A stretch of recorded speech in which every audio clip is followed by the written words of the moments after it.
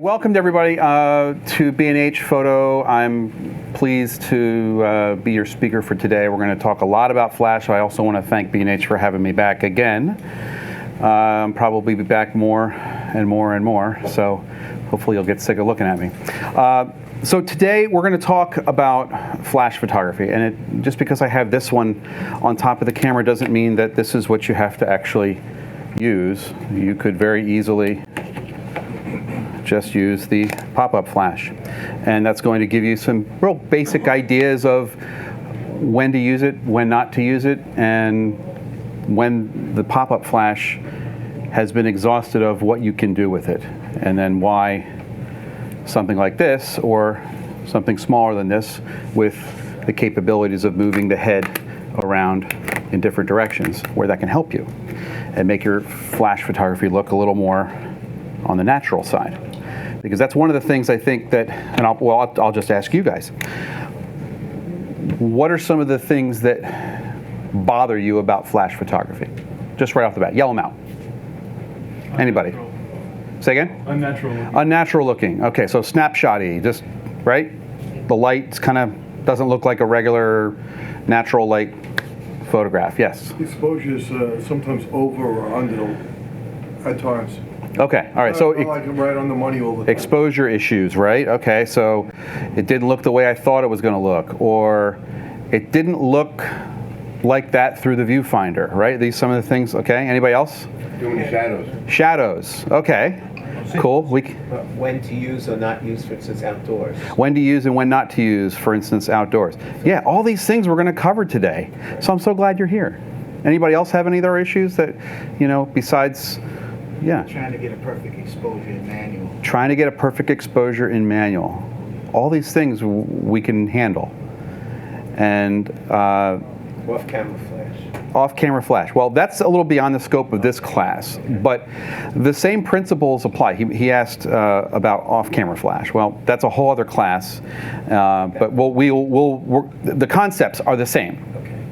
With automatic flash. Yes. The moment that you decide to use it, what is that flip point from looking at your camera and saying this isn't going to happen to deciding? Okay, so when you're in a situation, how do you evaluate a scene and say flash would be a good thing for this instead of what I'm seeing, right?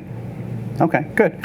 All those things are going to be, hopefully at the end of the 2 hours that we have here today, you'll be able to know a little bit more about when and when not to use it, and how we can avoid certain pitfalls that may happen along the way, like having images that are too bright or too dark, and why those things happen. So we'll share some of those things with you, and hopefully you'll get a really good idea when we're done here how it all works. So again, this is the fundamentals of flash. So we're going to start. This is not designed for professionals. So is anybody a professional in the room? Awesome. Well, quasi, right? Has anybody ever made any money selling pictures at all? A couple of you. All right. Good. So that's the rule. If you've sold anything in photography, you're a professional. That's what my benchmark was when I was like 15. I was like, I sold something, so now I'm a professional. I just wanted to be called a professional for some reason. But whether you're a professional or you're an advanced amateur or a rank amateur, it doesn't matter. All of this stuff, I think, will be good for you. And some of it may be review. Some of it may be new to you. Hopefully, most of it will be new to you, especially when we get into how do I fix some of the problems that I'm experiencing with flash photography. So the characteristics of flash, and this gentleman over here had said it, right? It looks unnatural. Somebody said shadows that we see, and those don't really exist from camera position when you're looking with, perhaps using natural light. Those things, because flash only exists for a brief period of time, and by and large, there's no modeling light, or like the lights here in the event space that you can see where the shadows are falling real time, like natural light would. So those are some of the things. Like, okay, this picture here, right? We've got the shadow from this mic stand or whatever that is that's going right across this kid's face. That wasn't there when you looked at it. but because your flash was positioned in a particular place, that shadow fell right on his face, and you're like, flash sucks. And I get it, like, but there are things that you can do to remedy some of these things. But historically, a lot of people are frustrated with flash, and I get it. But it comes with understanding something to be able to then begin to figure out remedies to make it look better. So anyway, I would say, that we talked about the harsh look, right? Especially when you have your camera, and it doesn't look bad when you're holding it horizontal, but if you ever take a picture of somebody when the camera's like this, and then you have this big shadow on the other side of them, it's, just giving them a basic cutout of what their profile looks like on the wall. Those are some things that you'll see. Somebody mentioned manual flash control. Well, today we're mainly going to talk about ETTL, meaning automatic flash. ETTL stands for evaluative through the lens. And evaluative is the metering system, or how the light is measured in the camera. It evaluates the scene and then gives the camera an idea of how much flash power do we need for this particular scene. So, all right, so some flash basics. Recycle time has been one thing that some people, complain about, and a lot of it is, okay, how do I have new batteries in there? Do I have old batteries? I'm waiting to take this picture. The moment's happening, and it's there, and I'm still waiting for this flash to recycle. It's frustrating. So that's one of the beauties of natural light, is you can take the picture, obviously, at the moment that the pinnacle of when that action is happening. So having some of the tools in your head of how we can help that recycle time be faster so that it's ready when you're ready. Those are some of the things. Like, for instance, shooting closer to your subject instead of using a longer telephoto lens to try to bring everything in. That's one thing, because it takes much more energy to move the flash further away than it does working with a close-up subject. Shooting with wider lens apertures. Everybody familiar with what an aperture is? It's on the lens. It's similar to the way your eye operates. You have that iris in your eye that closes down in real bright situations and opens up in darker situations. Same thing with a lens. Lens has one of those. So if you open up the lens wider, that allows the flash not only to recycle faster because it's using less energy, it also allows you to get further distance with your flash. Okay. The other thing is everybody familiar with what the term ISO means? Anybody not? It's okay. So ISO is basically the camera's sensitivity to light, and the higher that number, you've got ranges from like 100, which is a very low ISO, not as sensitive to light. Typically in the film days, you would go out and you would buy 100 speed film, and that would be what they would recommend to go outside with on a sunny day to shoot with that. The higher that ISO, the more sensitive it is to light, and meaning that you can photograph handheld in dimmer light situations or even candlelight, and still get fast enough shutter speeds so you don't have camera shake. That's without using a flash. Now, if we're using flash, you've got a portable light setup with you that you're bringing, and that can help in a lot of different situations bring the light levels up so that you can still handhold your camera and not worry about camera shake. But higher ISOs, again, make the whole camera more sensitive to light, meaning that you get more efficiency out of the batteries. So fresh batteries, and then also if you have one of the flashes like this is the 600 EXRT on these cameras that I have here. The predecessor to that was the 580 EX2. Some of you have them. I talked to you earlier before we started. There's the 430 range, which is kind of the middle of the road flash in the Canon system. Those the 580s and the 600s have the ability to plug in an external power source.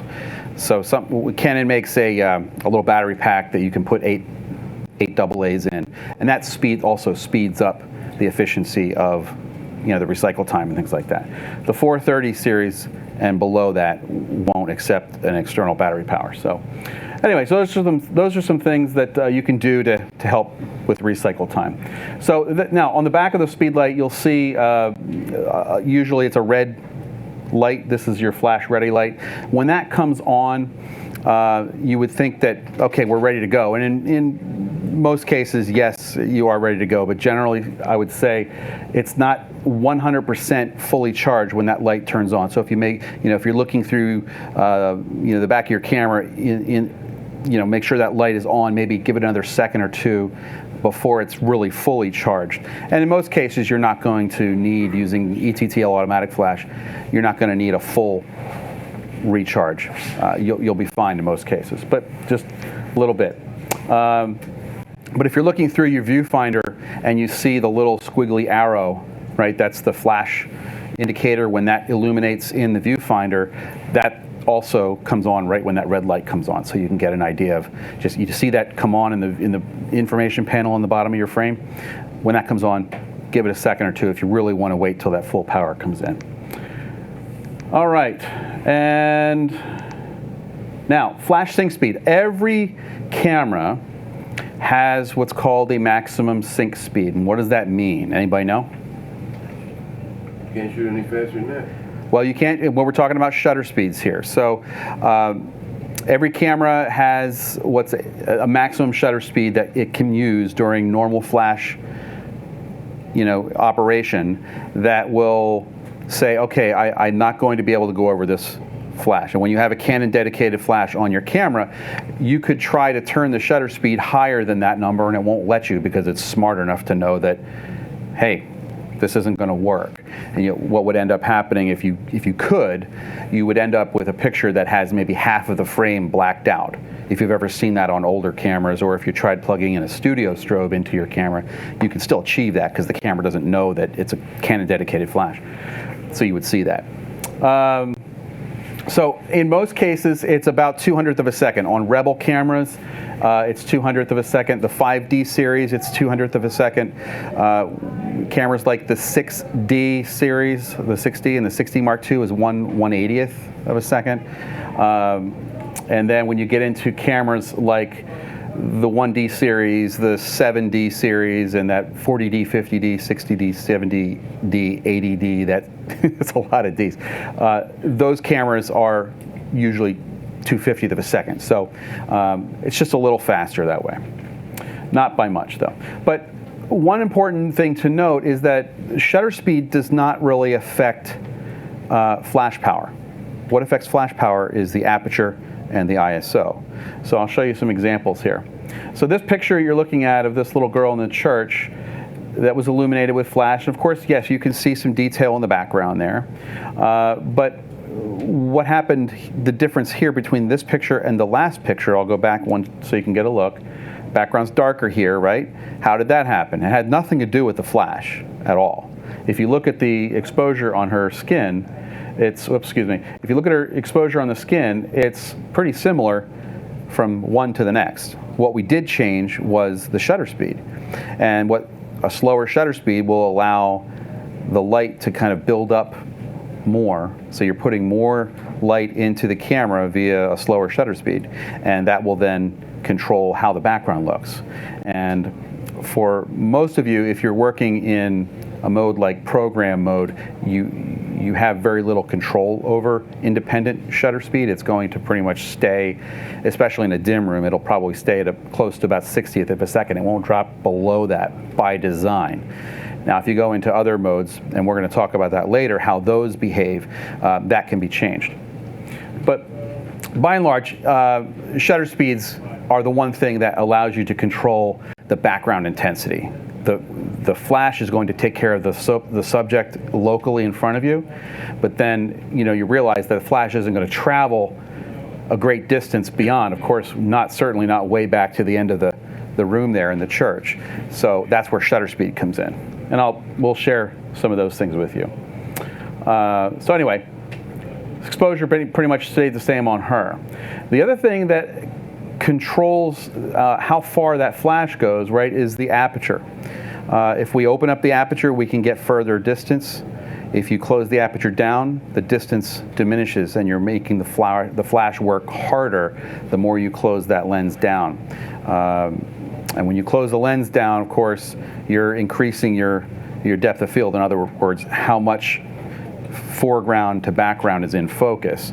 The more you open your lens, the shallower that depth of field goes. So if I'm focusing on what's your name? Eileen? So if I'm focusing on Eileen in the second row from this distance at an aperture of, say, f2.8, 1 row, 2 rows, 3 rows back will gradually become more and more out of focus. If I close that lens down to, say, f11, f16, those lens apertures will then yield more depth of field. So you'll start seeing more in focus in the background. But of course, now when you're closing that lens down, it makes it harder for more light to get in the camera. Therefore, you have to use more flash power. So apertures of f16, f8, okay, the more you open that lens, the more efficient the flash becomes. So it's okay to make your flash work harder if that's what you need. If you need a lens aperture of f16, go ahead. Just understand that you're going to be changing batteries more often. And then, of course, then the ISO is the other thing that really controls efficiency of the flash, or how bright it can be and how far it can go. So if I'm shooting at 100 ISO, I could expect, especially indoors like this, right, it would be fine for very short distances. It will be more efficient, of course, if we raise the ISO up, it will go farther. Now, when I raise the ISO up, it's a global adjustment, so meaning that it's also going to make the room, the ambient light, the light that's constant that we can see, not even these, I mean, just this artificial light that's on me right now, but any type of like room lighting or natural light that's coming in a room, that will also brighten up. So if your background's too dark, raise your ISO and open up your aperture, and you'll start seeing all these things in the background change. And just you have to adjust them to your liking. And I'll show you examples as we go through here so you can get an idea of what that actually means and how you do it. So, but with our cameras today, I mean, the ISO range that we can shoot now, my starting point used to be, in earlier digital days, 400. And that was considered fairly high because of what we call digital noise. It's that grain you would see, you know, in the picture. Now my starting point is usually about 1200 ISO, and I can control everything with shutter speed with regards to how much of the background I want to be. You know, do I want it to be brighter or do I want it to be dimmer? And that's where manual mode can come in. You can also change some things around. I'm a big proponent of shooting in aperture priority because it allows me to concentrate on just one thing rather than have to worry about both shutter speed and aperture. And I'll share some tips with you as we go along with that. And it'll some pictures that you'll see that will kind of help open up the floodgates so you can see, all right, this is what it means when I have my camera in aperture priority versus program mode. Who shoots in program mode most of the time here? It's okay if you do. Okay, that's fine. What's some of your favorite shooting modes? Like, it's okay if you're in green mode too, that little green box. Anyone? Aperture priority? Okay. I like it. Some people have called me not a professional because I use aperture priority, and I quickly show them how it helps me. I mean, it's why we make it. I mean, there's lots of different reasons to do what you do. As long as the image comes out the way you wanted it to, then you're perfect.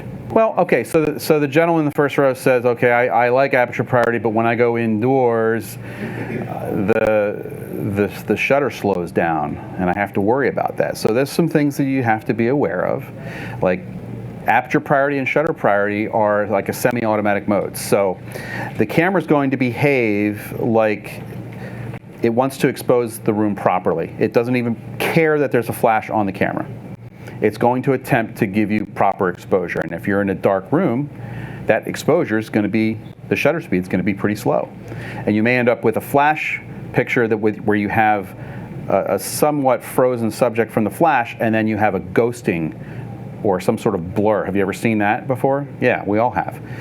That's the reason for that. What's that again? Or the person. The person could be blurry too, right? I mean, if like I just took a picture of Debbie when she was introducing me, and I didn't even look. I didn't look at the camera setup. I just shot it, and that was a slow shutter speed because I was in aperture priority at 100 ISO. So I have a picture of Debbie with a somewhat ghosted view of her and then blur. I could see right through her. So it's kind of interesting. But, you know, the more you play with this, the more you learn. And then, you know, the more mistakes you make, you learn, hopefully, you learn from those mistakes, and then you don't do those the next time when they come around. That's how you learn. Yeah. If I had a tripod and Debbie was holding still, then that changes the dynamic a little bit. But I was moving, she was moving with a shutter that's completely wide open for, I think it was probably open for about a second, which is an eternity to try to hand hold. If you're on a tripod, that's a little different. All right, so you went to a sporting event, aperture priorities, which you went to, and then, you know, just raising the ISO. Is that what you're saying, or just you switched to shutter speed? Right. Okay. So we switched to a constant shutter speed. You went to shutter priority. Yep. Okay. And then so you're now shutter priority, right? You're choosing your shutter speed. It's going to pick a matching aperture. So now you've said to the camera, don't go any slower than 200. And of course, your pictures were clearer, less camera shake or slow shutter. So you're getting a more frozen image of your subject. And even at 200th of a second, you could still experience some examples I'll show you in here where you, depending on how fast the subject is moving, even with flash, you can get subject blur. And I'll show you, I have my son swinging a baseball bat with flash, and you can see there's blur in there. And there's a mode on the flash that's called high-speed sync that we'll talk about that will freeze that action. Okay, so we'll move on. So again, this is a similar gauge that you would expect to see on the back of the flash. This is the flash distance range. In other words, when you're in automatic flash ETTL, you can see in the upper left-hand corner of the viewfinder pane, the LCD pane on the flash, you know you're in ETTL that way. That's the automatic flash, and that's the range that you could expect. Now, this one's in meters. You can change it to feet if you like, but that's the range you could expect. And of course, there's your aperture, and then this here is the zoom head, and every flash from the 430 on up, and in fact, some of the slower, the one down from the 430 to the 320 has a manual zoom on it.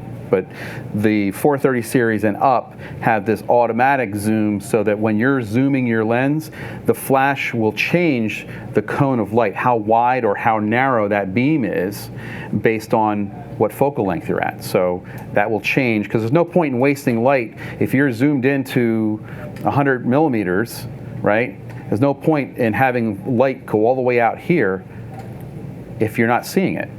So that's what that flash is. That's again built in to keep you a little more efficient with the flash, so you're not wasting light that's not even being used. And I'll show you, normally when you're in auto mode on the zoom head, it will automatically keep up with you. You can manually override that if you want for an effect or whatever. So again, ISO is also factored into this if you guys haven't gotten that already. And then generally speaking, the minimum distance that flash should be used at is about 3 feet, unless you're doing a macro type of situation. But if you have the flash on camera, okay, if you get much closer than 3 feet to your subject, that you're gonna, you know, the flash can't get down far enough. So a little bit of more working distance, then you're starting to see the effect of the whole flash on your scene.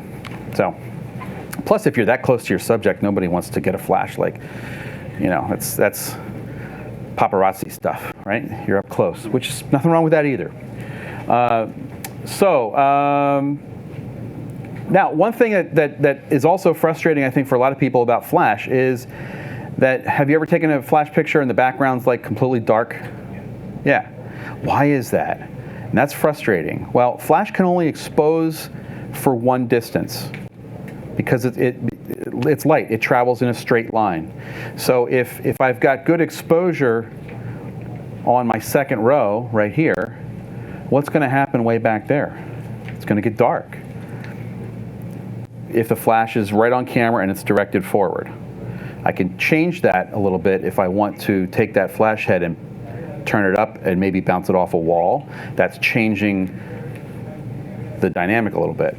But we'll get into that as well. But generally speaking, if you're talking about on-camera flash and the flash head is directed forward, it's only going to expose at one distance. So that's called flash fall off. And you'll see this particular picture, right? You've got, he's well exposed, but of course this girl by the window here, there's no real flash hitting her because the flash had properly exposed for this gentleman in front. Even though you can still see her there, she's not exposed by the flash because it didn't reach that far.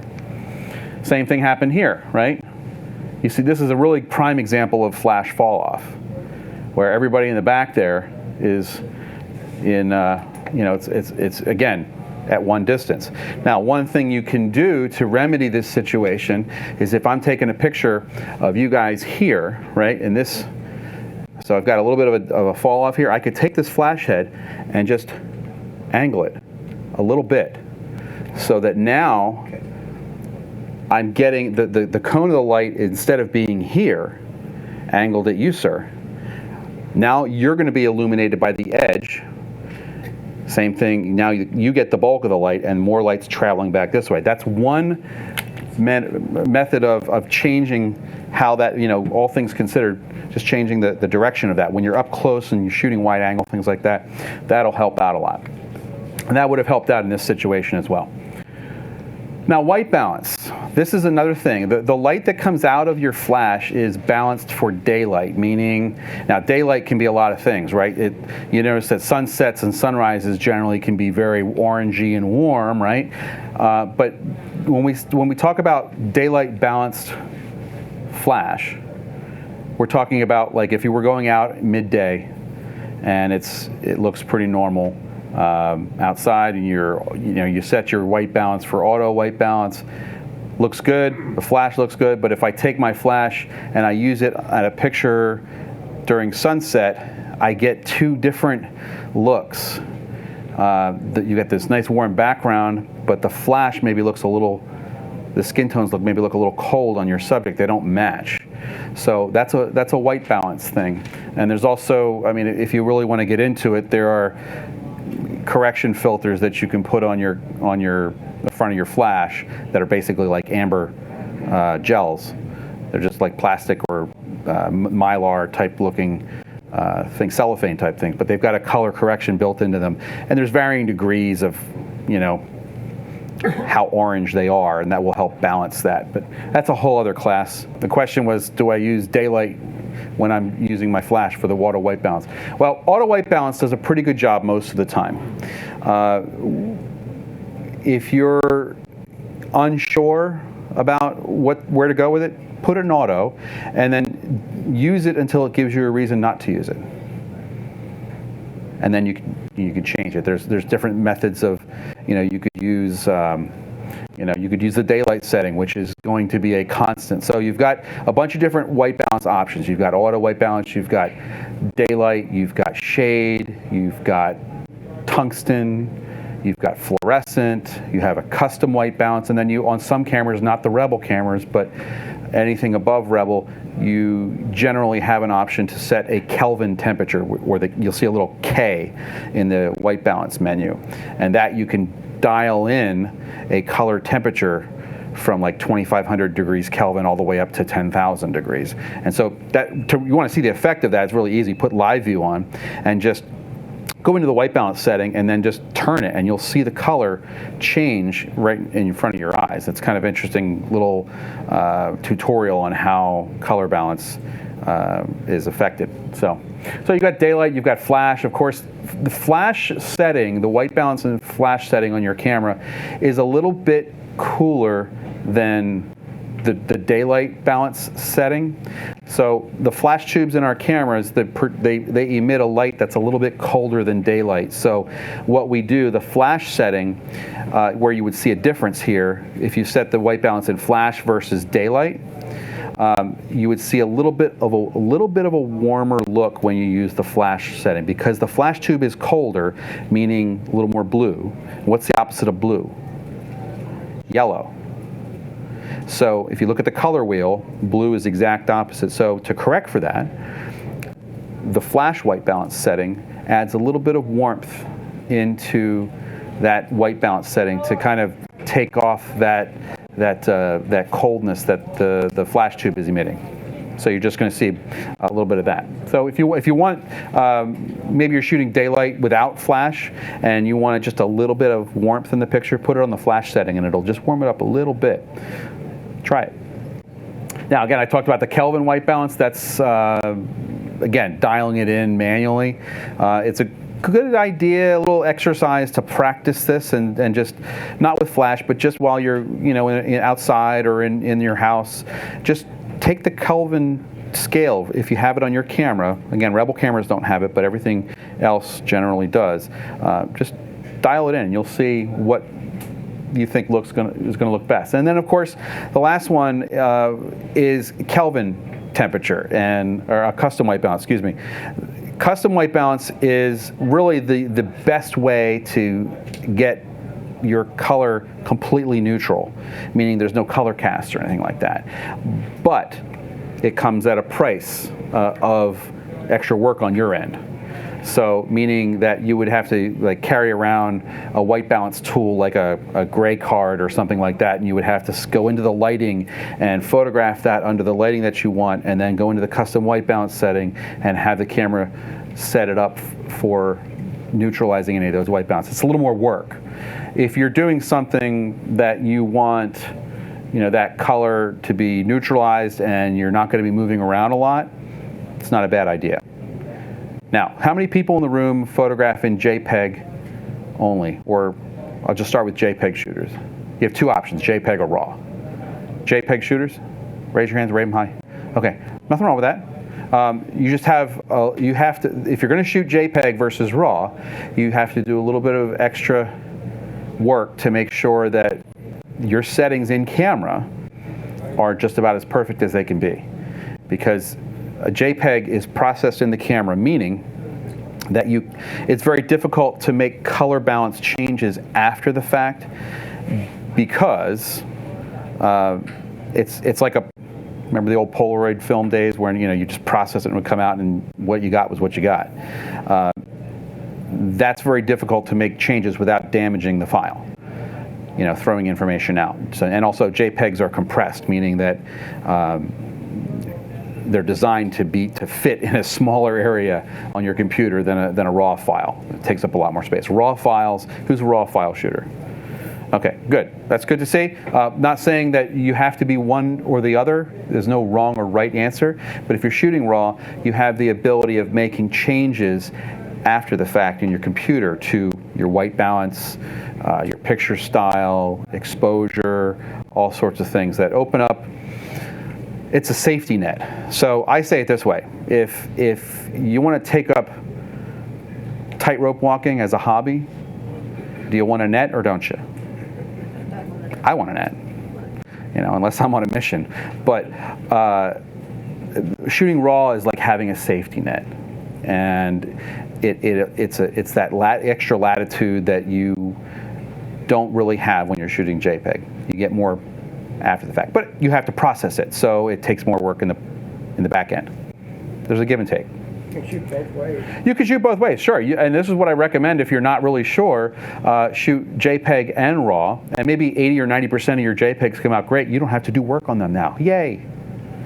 But for that shot that just happened, you had, a monkey jump out and do something totally crazy. Maybe, flipped you the bird or something, who knows? And you got the shot, but guess what? It was 3 stops underexposed because you were trying to fumble around with your camera and nothing happened. But if you're in RAW, you could probably save that shot versus JPEG where you don't have that latitude. Anyway, I'm looking at you because you raised your hand, so I'm not picking on you. I'm just saying there's reasons to do everything. I'm not saying what you're doing is wrong. That's why we put it in there. It's great to have that. So the question is, what's my ideal range for using flash? Well, that's a really open-ended question. But in general, my method. Now, there's not a lot of. There's a lot of people out there that it depends on what you're doing. The answer to everything in photography is it depends. And in general, the way I use flash, I rarely use flash on camera anymore. Most of it I like doing off camera. But when I do use it on camera, if I'm doing an event or something like that, like a wedding or, you know, whatever, I need a flash on board. Generally, it's you know, 6, 8, 10 feet, maybe 15 feet away is most of what ends up being photographed. If you need something further away, there's some action happening across the room and you can't physically walk there in a quick amount of time to get it, and so, you know, that would be a situation where I would, you know, when I'm using the zoom of my camera, the flash head's going to narrow that cone of light, right? Maybe I'll just, if I need to, quick raise my ISO up so I can get a little more efficiency out of the flash and get it that way. But for most cases, it's fairly close-up stuff. 5 to 20 feet away. Okay, and then, you know, you control that background with shutter speed. If you know, if it's not happening action very quickly, you can control that and just slow that shutter down, things like that. So, yes, sir. If you're shooting RAW plus JPEG, does white balance affect the RAW at all? If you're shooting RAW plus JPEG, does the white balance does the white balance affect the RAW? So. No. So the white balance in RAW, you've got basically it captures all the data. So you've got all the white balance options available to you after the fact. In JPEG, the way you have it set at the time the picture is taken, it's like it's all burned in there. So you can't change the white balance. Now you can say, Eric, you know, I go into Photoshop and I can change the color. Sure, you could change the color, but that's not the white balance.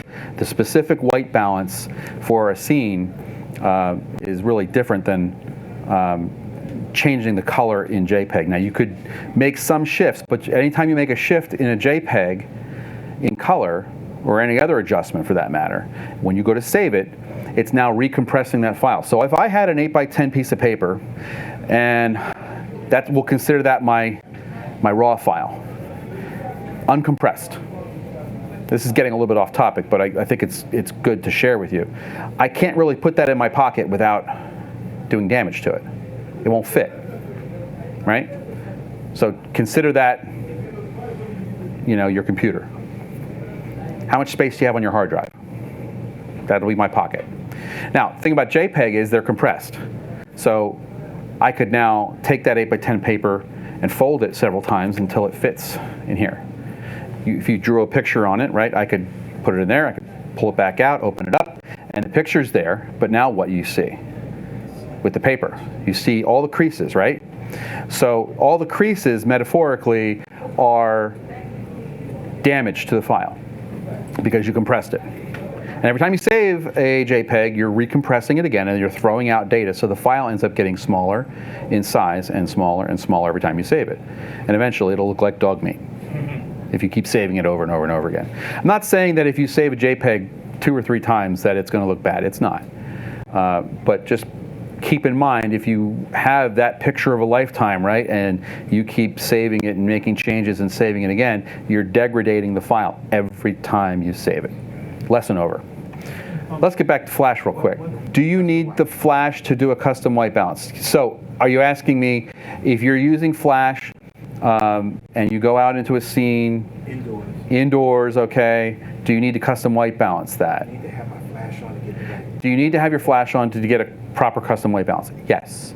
Because any light that's going to be hitting your subject, if you want to take any color casts or anything out of there, because there could be a mixed lighting situation. You could have window light coming in here, you could have tungsten light coming from over here, plus flash. That's 3 different light sources and probably 3 different light temperatures. So now, yes, you would want to take a picture take the white balance, right, based on all the light that's going to be in the picture. Because if you just balance for tungsten and the other light source, but not flash, and then you added flash, that's changing the whole color, right? So we're getting a little bit beyond what we need to in this class, so I want to keep continuing where we're going here.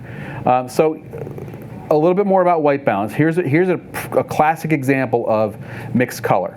And what does that mean? Well, we've got daylight white balance on her face, and then you've got this tungsten lighting from the porch light. If you have the camera set to that daylight or flash area on the white balance, and even auto white balance will do this because it's looking, this is the primary subject here. So it's going to attempt to white balance for this. You're going to end up with that amber or yellow looking thing. Have you ever photographed in a church before, taking a picture of the bride and groom walking down the aisle, and the altar looks nice and, yellow, which maybe some people like, some people don't. Some people go, oh, it's beautiful, it's so warm looking. Other people may look at it and say, ah, that's a hideous looking thing. So some people would want to balance the two. And that's where those color correction filters come in. So if you're photographing in a tungsten environment, you could put these filters on. They're called CTO filters, color, temperature, orange. And they come in varying degrees. So if you're in a full tungsten environment, you could put a full CTO on there. And basically what you're doing is you're taking the light that's coming out of that flash, and you're balancing it exactly for the tungsten light that's in the room. And so then you put your white balance on tungsten, and everything looks neutralized and pretty. That's a little bit beyond the scope of what this class is, but I wanted to share that with you so you understand it. Not that there's anything wrong with this picture. It's okay, but just so you understand that you're going to get a little different look with mixed light sources like this. So auto white balance can be good in these conditions. Again, it's going to look at the primary subject first with whatever's closest to the camera, whatever that primary subject is, to base that white balance on. So now, the AF assist beam, some of you have probably noticed when you're photographing in dark situations and your camera is in the one-shot mode, meaning you're not on a servo mode where you're tracking moving subjects, but you're in the one-shot mode where you one shot, you hear the beep, right, and it's just focusing on one thing. If you see that, if you're in that mode, right, I don't know if it's not dark enough in here, but you'll see a little red beam come out. Kind of looks like that. That's the focus assist from here. And when and basically when these cameras first came out with focus assist, it was great because you could chase little kids around the room with this little red beam and freak them out. But it was fun to do. I was tormenting kids. But anyway, so those red beams allow you to photograph in complete darkness if you wanted to, and the camera will find those red beams and focus on the subject that's closest, that falls within the array of the autofocus points. And it's a good thing to have if you're in a dim light, or in this situation, I think they're either they're indoors or they're backlit or something from it might be like the doors open or something, and there's really no light coming forward hitting them, and that's where your flash comes in. This is a good reason why, okay, when you ask the question, know when to use it and when not. This is a great situation. If you have a picture that looks like this, the background's exposed great. The subject, there's nothing on them. Now that could be an artistic choice, but I kind of doubt it in this situation. If we had simply just turned the flash on, boom, there they are. And this is as simple as just even popping up if you have a pop-up flash on your camera, just hit the button and it'll look just like this. The camera does a really good job of balancing foreground, meaning the subjects, and background, especially outdoors and things like that. So the AF assist beam is good, in those dimmer situations. You could also use the AF assist beam if, for instance, you are having trouble focusing in a really, really dim light. You can shut the flash down so it's not contributing to the light to the scene, but you're still using the autofocus assist to help the camera just focus. Maybe there was lighting that you didn't want to have that flash look to it. The ambient light was great, but it was so dark that the camera wasn't focusing. You're searching back and forth. Just turn the AF assist beam on the flash, meaning that you can just turn the flash from contributing light to the scene, and that's a cool way of handling it. So ETTL is that the hash mark there at the end is just the second version of this metering system that Canon has. E stands for evaluative, and the TTL stands for through the lens, like I said in the beginning. And it basically breaks your frame up into a grid, and it's looking for a subject. And it finds it, right? And these are the grids that now the camera is using. It's evaluating how far that subject is away and how much flash power is going to be needed to illuminate them properly. Evaluative through the lens metering does a really good job. Now, there are situations where you need to adjust it, and this is something we'll get into in a little bit with regards to how a meter actually works in your camera.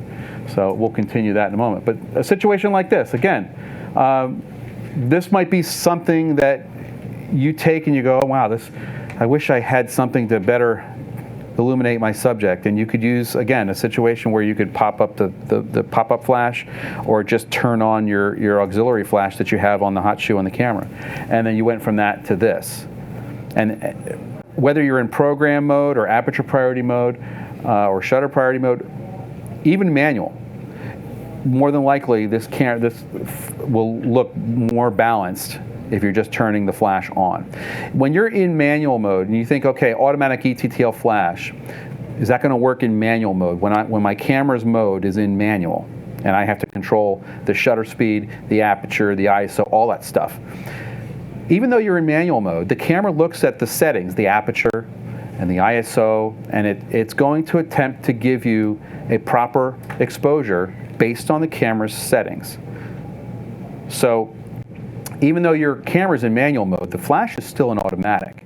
And it's looking at whatever settings you have, and it's going to attempt to give you proper exposure, amount of light put out of that flash to give you proper exposure. So that's kind of interesting.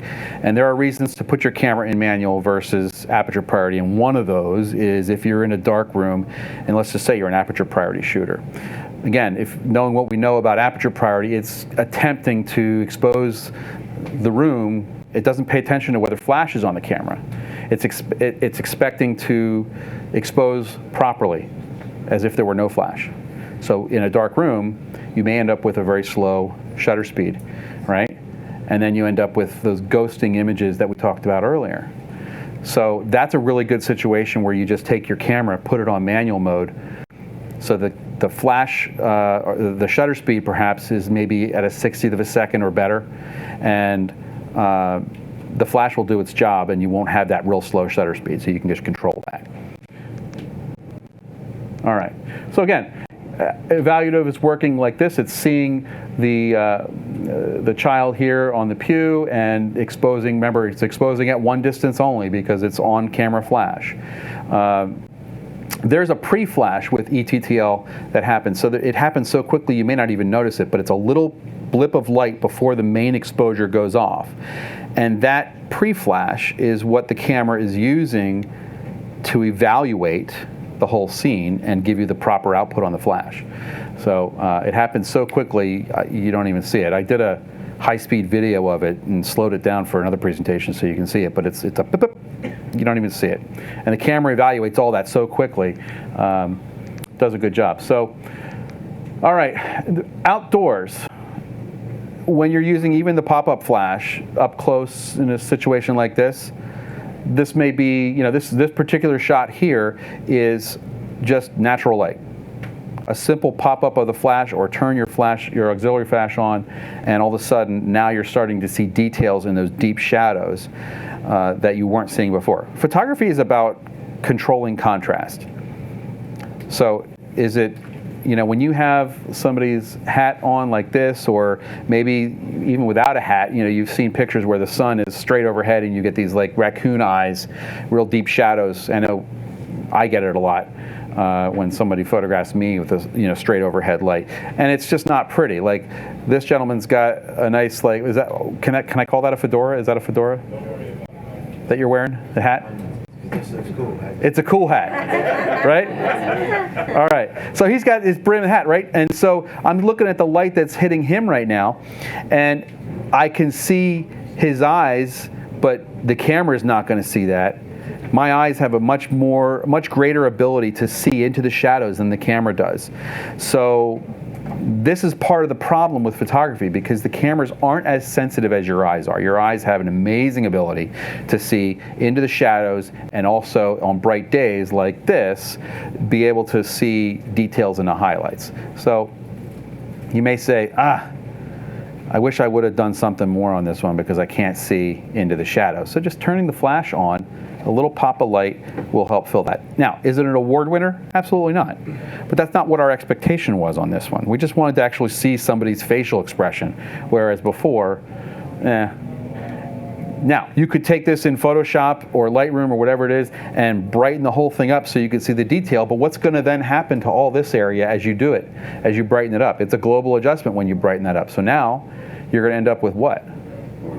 A washed out background. So you can't have it both ways without flash.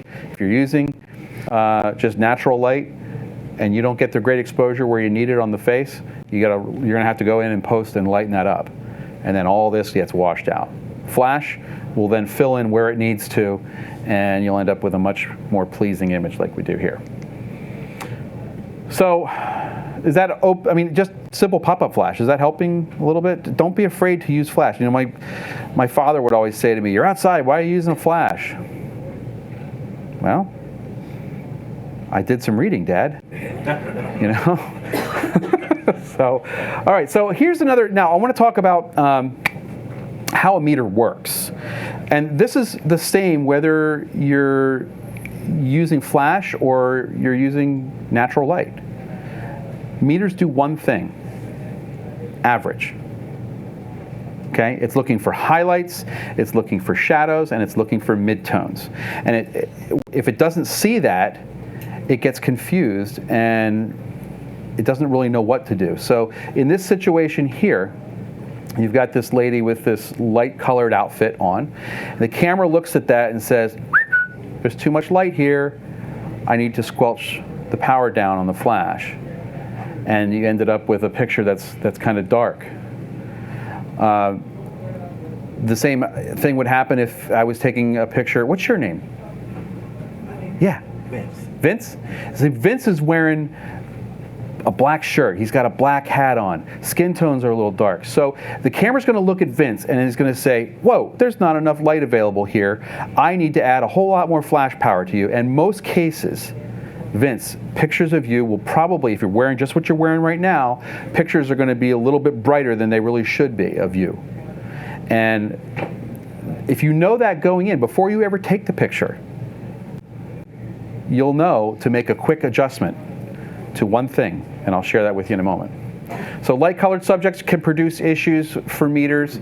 Now this is all based on the fact that we're using ETTL automatic flash, not manual flash, okay? So again, here's the evaluative metering is looking at this area here and saying, plenty of light available, I don't need to give you as much flash power. So it squelched the power and you end up with an underexposed flash image. Same thing, this woman, now this is again, not an award winner, but her hair was very close to the camera, it's fairly bright, it's looking at the tonal value and it squelched the power down. This is another prime example of flash can only expose at one distance. You say, well, they're not that far behind. Doesn't matter. It's even more prevalent when you get closer to your subject because there's a thing called the inverse square law. And the closer you are to your subject, the faster that light falls off. If you back off from your subject, you end up getting more, a little bit more latitude in how that flash will look at further distances from the camera. So again, same problem here. So how do we deal with these problems? Well, oh, here's one other thing. This is great because you end up with these lights that are also in the frame. The camera's looking at these and saying, plenty of light available. I don't need to give you much flash power. That's a common situation as well. And you say, flash sucks. I hate it. And this is part of the frustration that a lot of people have with using flash in their photography. So your first weapon on this that you want to check is, it's called flash exposure compensation. Now there are two different types of exposure compensation. One is flash exposure compensation where you're only making the flash brighter or dimmer. And then there's ambient exposure compensation, and that is independent, and I'll show you a really good example of how we control each of those independently in a little bit. Okay, so now, based on this picture, what do you think happened? Knowing what we know already about how a meter works. A white dress, right? So the camera's looking at that white dress and saying, all right, evaluative metering is only looking at that white dress, because remember, flash can only expose at one distance properly. So it's just looking at that white dress. It's not really paying attention to anything in the background. And light colored subjects, you're going to end up with pictures that look like this. So that now changes the calculus in your head, right? When you're looking at, you have to look at what the tonal range is, or what the main subject is wearing, or if it's a human, you know, or whatever.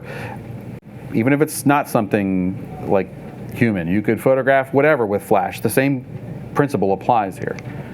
So all we got to do is put flash exposure compensation. We're deliberately making the flash brighter or dimmer, and to compensate for that. All right. This was +1 and 3 stops. Now I use the word stops. Does everybody know what I mean when I say stops? Anybody not know? It's okay. We're in a learning environment. That's basically an aperture setting. Now, in case of the flash, we're making the flash. If we make it 1 stop brighter, that's, you know, when you look at the exposure needle, it's 1 click, or actually 3 clicks, but you'll see a bigger hash mark. You'll see 2 smaller hash marks and then a bigger one. Those incremental lines, each one of those big incremental lines, there is 1 stop of light. So this is, when I say 3 clicks, it takes 3 clicks to get to 1 stop if you have your camera set up in third stop. It's a good starting point. So the question was, how do you know to go to 1.3? And a lot of it is practice. When you see a particular subject, as you know, if you get hit in the head, like you go down your stairs every day and you're at really steep stairs and you hit your head on the top of the thing, you're like in a farmhouse or something. If you do that day in and day out, you're going to go, you know what, I need to duck. You learn. So I'm going to show you. Yeah. Don't you risk the dress then being overexposed if you're... Well, the dress, because flash can, the question was, don't we worry about overexposing the dress? So you want to get enough light so that the skin tone is proper. If the skin tone's proper, meaning that it's as it appears to you in normal daylight or whatever it is, as long as the skin tone is accurate to what it is in real life, the dress is going to be fine, because that's all at the same distance, right? Now, there is a little, earlier on, there was one tool that Canon put into our cameras called highlight tone priority.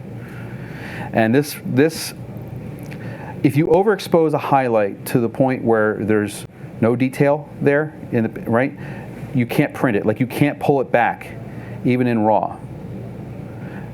That's grossly overexposing. Now, highlight tone priority was really designed for wedding photographers, because earlier in the day, if you know, a lot of photographers were saying, "Oh, well, the skin looks great, but the dress, there's no detail in the dress," and these brides paid, you know, tons of money for these elaborate dresses, and you couldn't see the detail. So highlight tone priority, within 1 stop, pulls some of that detail back in, just enough to get detail in the dress.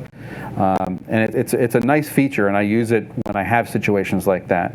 The only, I wouldn't even call it an issue, but one of the limitations is that you lose the lowest ISO in the camera, which in this case would be 100.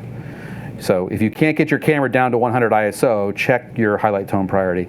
And it's in the viewfinder and in the LCD, it's in the menu, it's listed as highlight tone priority, but on the top, if you have on the LCD, it'll say D+. That's how you know that highlight tone priority is active. And so it's basically just increasing the dynamic range of your camera a little bit within, you know, an extra stop to pull that detail back in. So, all right. So in this situation, what happened here? Dark jacket. Exact opposite of the light, right? So we looked at, we've got a dark jacket, we've got this dark toned wood, and you ended up with a skin tone that's overexposed. Have you ever, anybody have a black lab dog or a dog that's got darker fur? You photograph your dog, and usually the fur ends up looking more gray than black. That's what happened. The meter looked at that and said, not enough light here, I need to give you more exposure, and you end up with an overexposed image. So when you have a situation like this, you're going to need to dial down the power so that that black starts coming into a proper range of what it actually looks like. So there's -1 stop, there's -2 stops. So maybe somewhere in between -1 and -2, you want to play with it. This is one good thing that you could use flash exposure bracketing for. If you're not sure, set flash exposure bracketing. You take 3 shots in a row, and the flash power will change each shot depending on how you've set it. Yes, real quick, because we don't want to keep moving. Would you know, if you go to your histogram, if you did the bracketing, if the histogram is perfectly aligned, that's the proper exposure, or that could be full tilt? Well, you just opened up a whole can of worms, brother. So I don't want to get too deep into histograms because it's kind of above the scope of this class, but let's talk afterwards, and I'll cover it for you. So, all right, so flash exposure compensation, how do we set it? There's a couple different ways. One, you could go right onto the flash. 2, you could go into the top of the camera on the LCD panel. And then, well, a third version is you could dive into the menu, into the flash control menu, and do it there. That's going to take a lot more time, though. I like stuff that's quick. And when everybody's different, and you have to set whatever you're, comfortable with. But for me, I like doing it on the flash because this is what I want to make brighter. And so I just hit the little plus/minus button on the back here, and I turn the dial. And it's a really quick way for me to do it. Now, you can also do it, I'll show you here, I got a slide on it. Okay, so on the camera body, if you have like one of the 80D type cameras, that series or above, not Rebel, where you have this little LCD on the top of your camera, you'll see the little ISO button, which also has the flash exposure compensation. This right here. It's a two position switch. Well, dual purpose, really, is what I should say. But that's the flash exposure compensation button. So basically, you push this button and you turn the rear dial, and then you will see the exposure needle move to either the right or the left, depending which way you turn it. To the right would be adding more flash power, to the left would be less flash power. Now, my way's not the only way, but this is the way I like. I like taking, this is the 600 EXRT flash, and so I get this little exposure indicator here. I hit the button right beneath this plus minus, and that's my flash exposure indicator, the compensation, and then I just turn the dial. Now there's a custom function that you can set so you don't have to actually press this button, you can just turn the dial.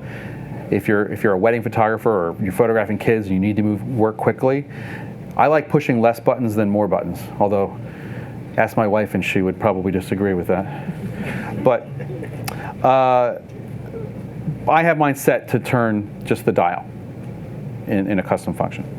It's just works for me.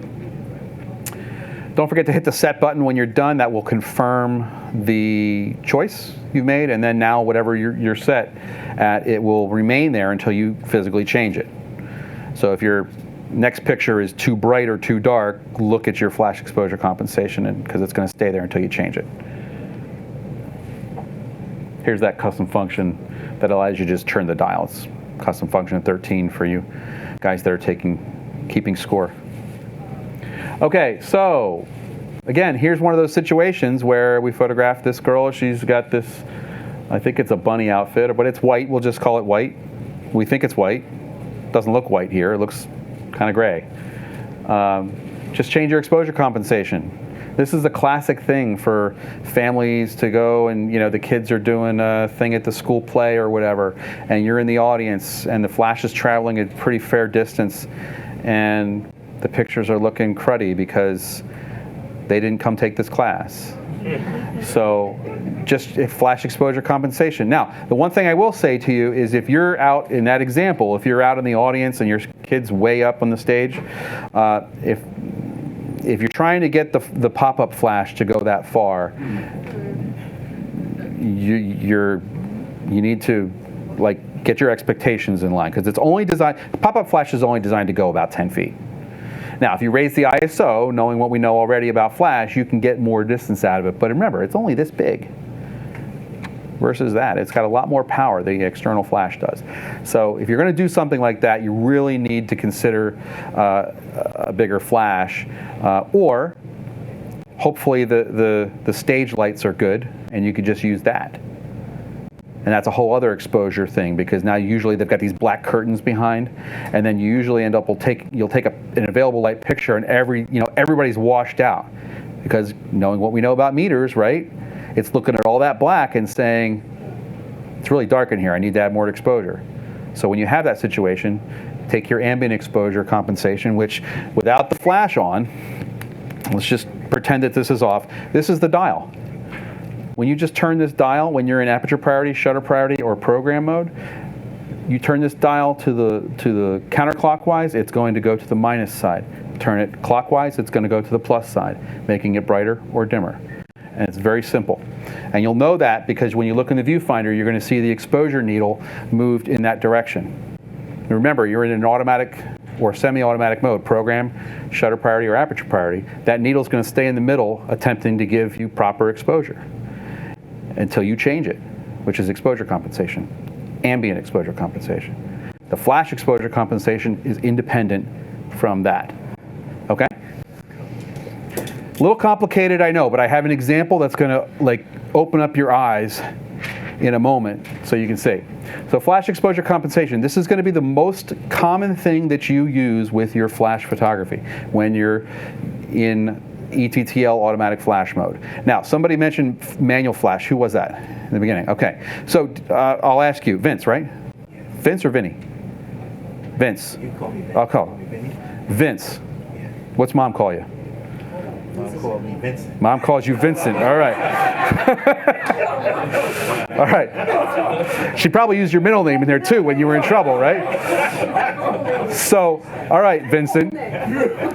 So, I totally lost where I was going with this, but Manual flash. manual flash. So okay, thank you for keeping me on track. My mind's like a sieve. So you mentioned manual flash, Vince. Yes. Do you use manual flash a lot? I try. I don't understand it enough to figure it out. Okay, so what do you normally like to do? You use automatic flash, ETTL? Yes. Okay, so use automatic flash ETTL until it gives you a reason not to use it. Right. All right, and that may be a whole myriad of different reasons, but the one thing I will say about manual flash is that you really have to keep an eye on everything, meaning if that flash is in manual mode and it's locked into a particular power setting, the second you go forward or backward, you're changing the exposure because the flash to subject distance is changing. And if I'm working up this close to my subject and I back up this much, 2 feet, I've changed my exposure. So you really have to keep an eye on it. Now, a lot of photographers that are doing, say like team and individual pictures where they're taking, one picture after the next, the kids, there's a little X on the floor, the kid stands here, okay, and you're in one spot and you're not moving, and they're in one spot and they're not moving, sure, you could do that. That would be a really good reason to use manual flash, because what if kids coming in with different color uniforms and stuff? One kid's got a black uniform, one kid's got a light uniform, and you're changing exposure compensation for every kid, and your exposures are all over the place, and it's frustrating, right? If you've got a locked-in distance and you're on a tripod, or even just you're stationary, they're stationary, put it in manual, and every single picture is going to be consistent from one to the next. That would be a reason why I would go to manual. Okay? All right. So using your flash in daylight. Okay, so outside we've got lots of different lighting conditions, and sun can be one of the hardest ones to deal with because, again, we're trying to control contrast, and when you have sun, you could tell the sun's coming from like side light. She's really literally split light. Sun's over here. really low, because I can tell if I look at this shadow, the sun's coming right at this direction. So it's probably late in the day, and we're not seeing much detail on the shadow side of her face. So what do? Turn flash on, right? Boom, done. You still get the ambiance of what was happening, and the flash. Now you could dial this down or up to taste, right, with your flash exposure compensation. So if you don't want that flash look, right, you can turn it down a little bit. You're just filling in shadows, controlling that contrast. Same thing here, all right?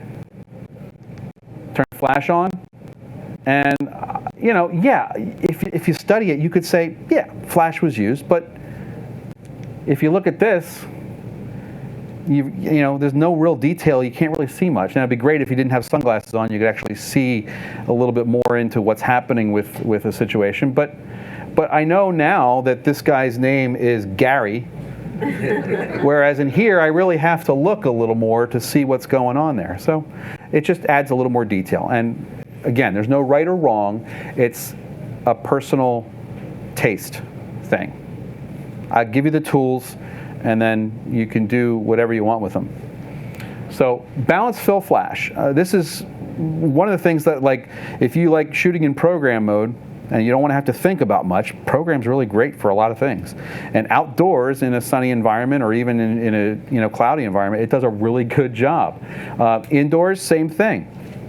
You have to worry about, okay, what's in the background. One thing I will say about program mode is that when you go indoors, remember I said earlier that the flash, the shutter speed when you're in program mode won't drop below 1/60th of a second by design, because it's trying to not screw up, which is what program mode is all about. It's trying to give you a good exposure. Well, okay, we have a skin tone on her that is okay. Maybe it's a little bit dark, but based on this screen here, but on my screen, looks pretty good. How can we improve this? In program mode, the camera won't go below 60th of a second. I'm leading you down a line here. Can shutter speed down? So what can we do?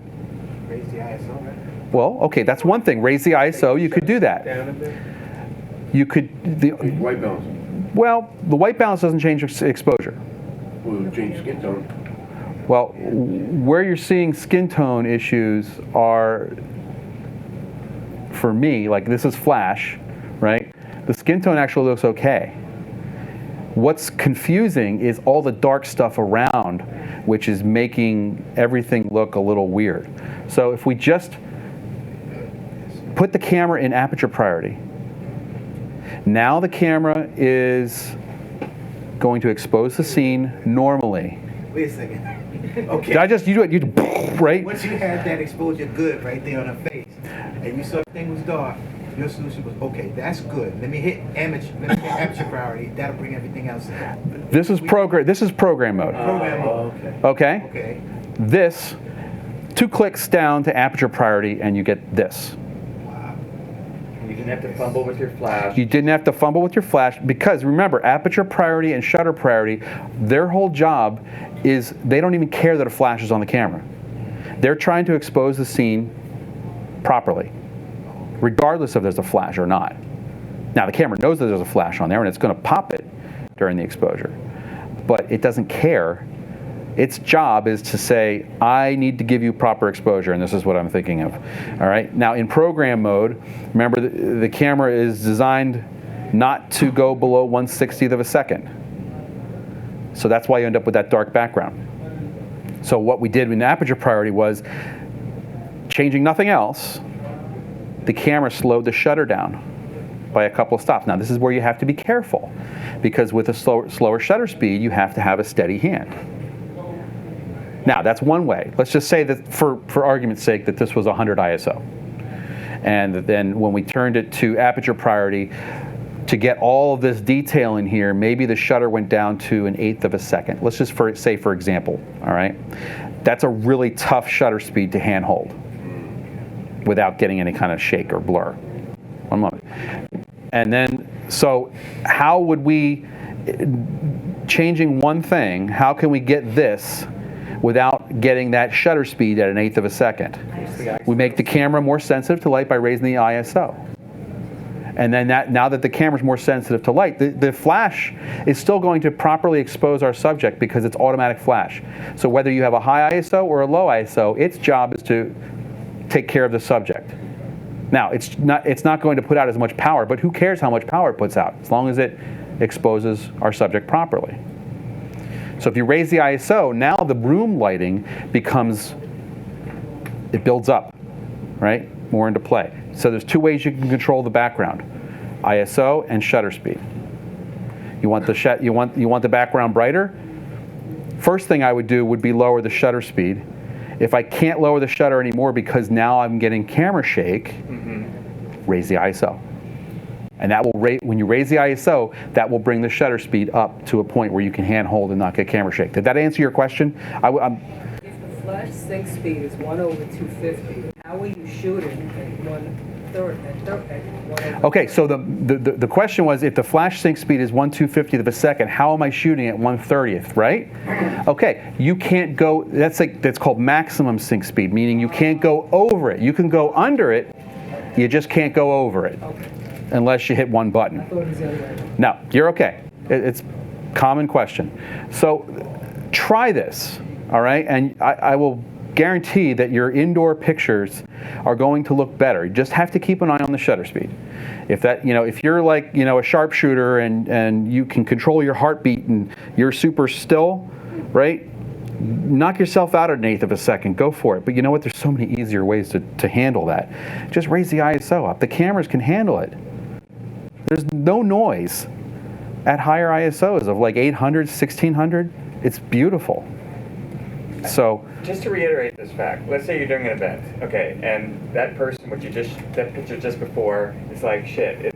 It's that person's bright and everything else is dark, and they're in a big room, and you want to do exactly this. What you're saying is turn the dial 2 stops to the aperture to aperture setting. aperture priority, AV. Okay, and then you have that person that's lit correctly, and the back of the room is lit correctly, but it's too slow because you're getting some blurriness. Yes. What you're saying is in that aperture mode, you don't have to mess with the flash. You just change the ISO setting. Change the ISO setting because you're making a global change to the camera, making it more sensitive to light. Okay. It's gonna bring the room lighting more sensitive, so you're gonna see more of the room lighting, right? And even though the flash on the last shot was maybe it put out more power, because of the lower sensitivity of the camera and the ISO. When you raise the ISO, the flash doesn't not to have to work as hard.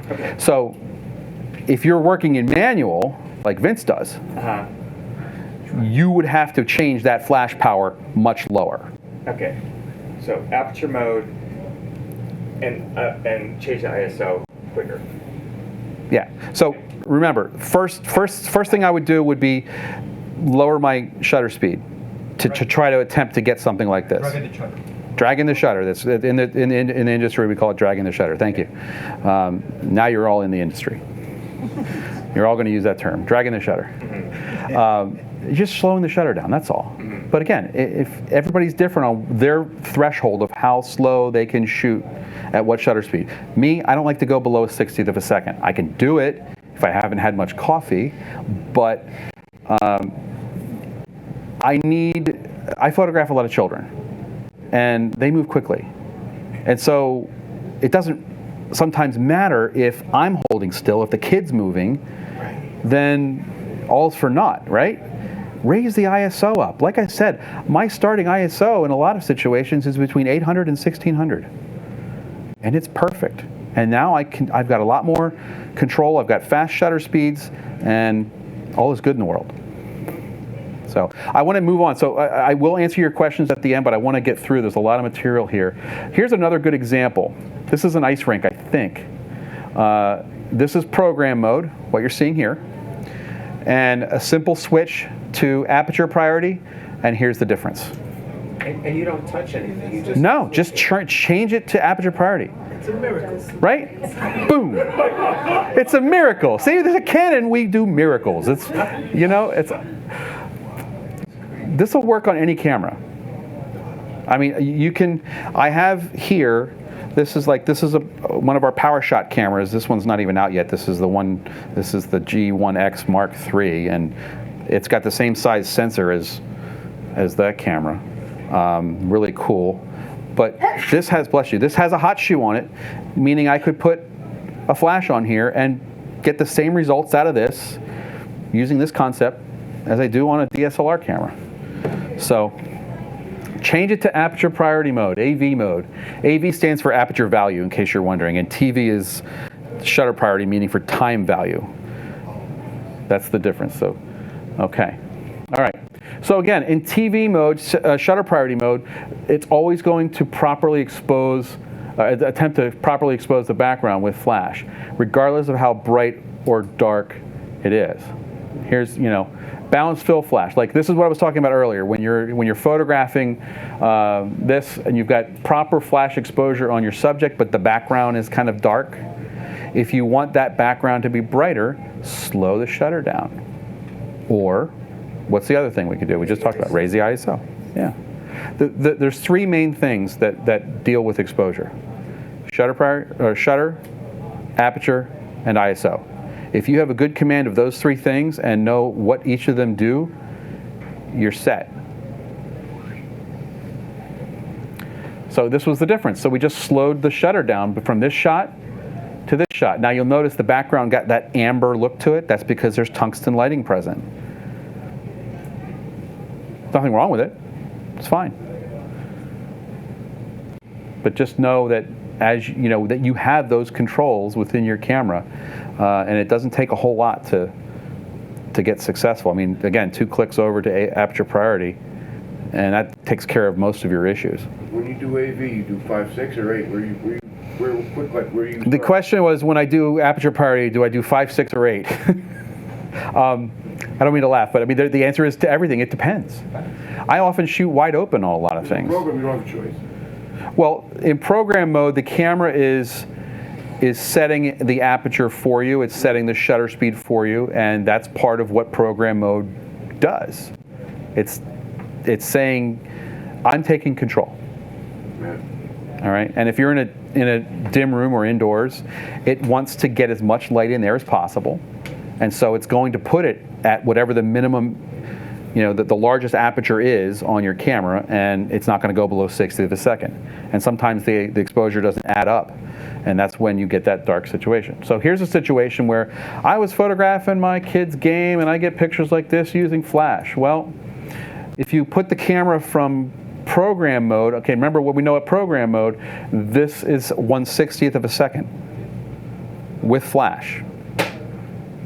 60th of a second, taking a picture of a kid that's dribbling a ball down a court, it's not fast enough, right? So all we did was we took the camera and we put it in manual mode at a higher shutter speed. You could also do the same thing with shutter priority. Set the shutter 200th of a second. Let the flash take over and do all the work.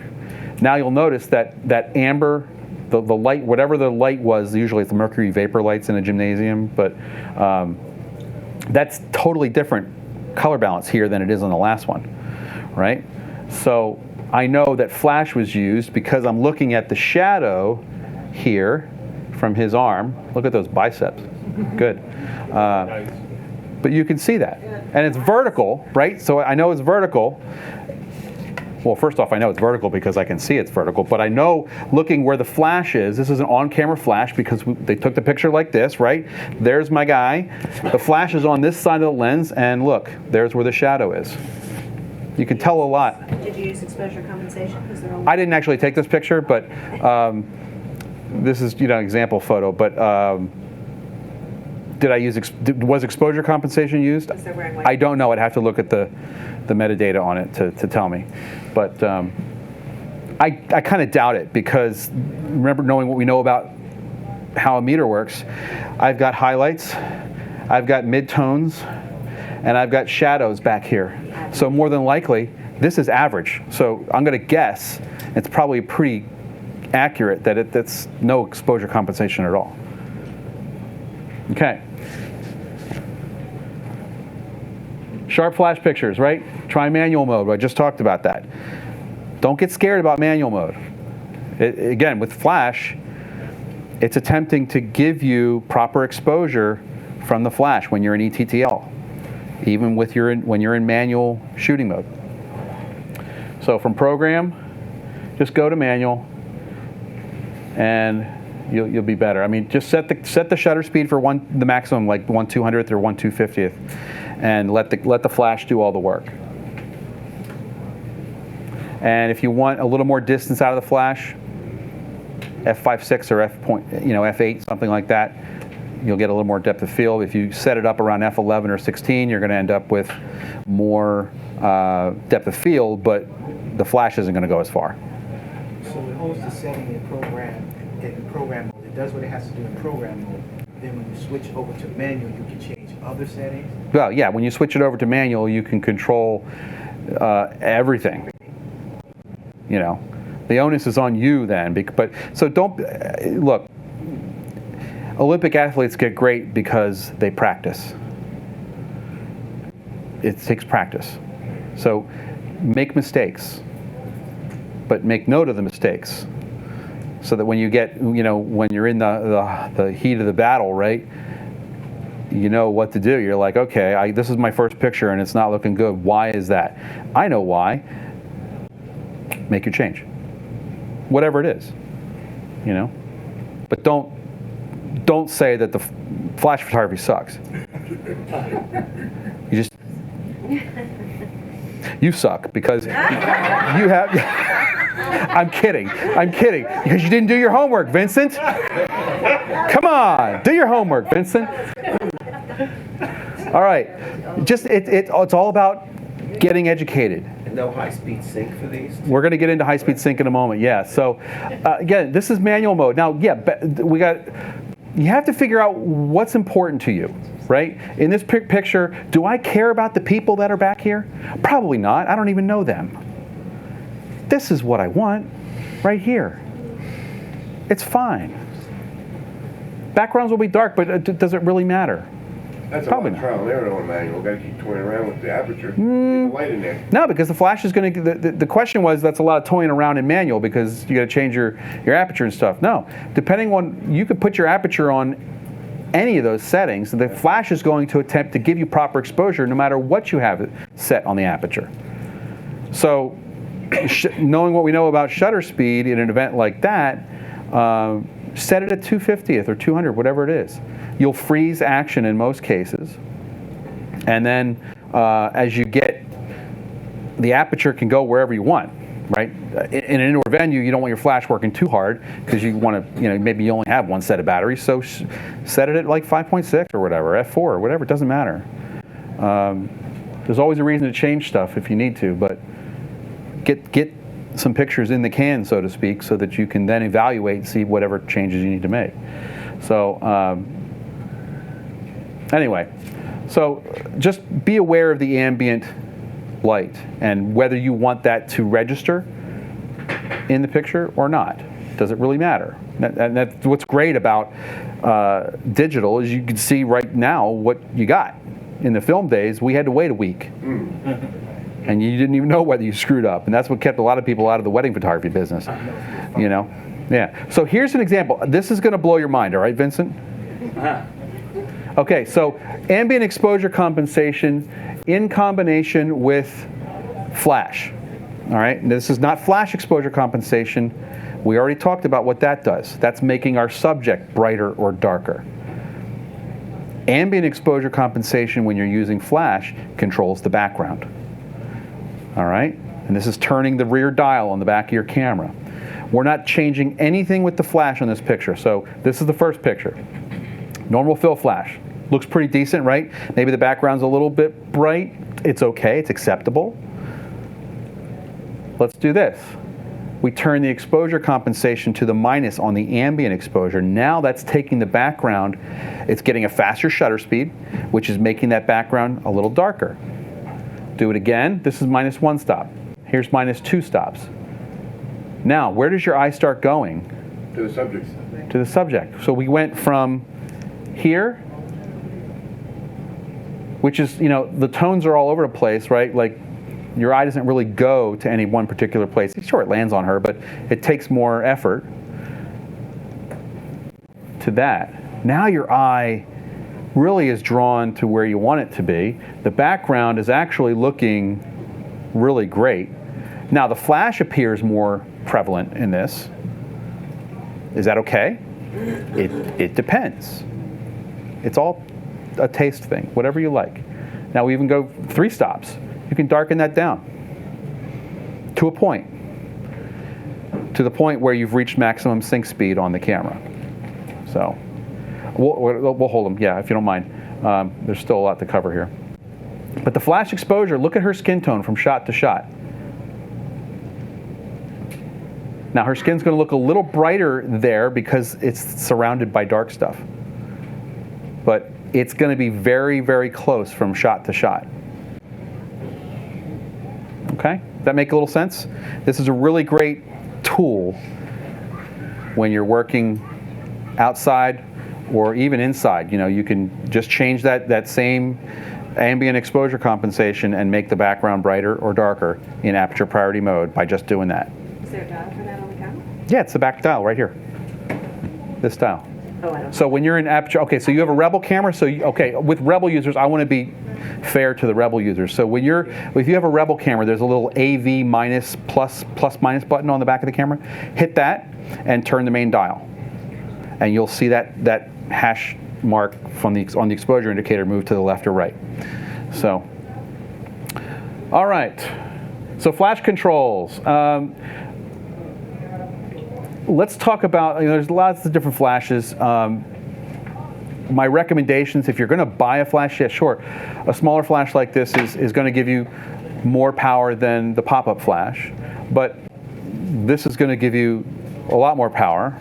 And of course, that's going to give you the most power.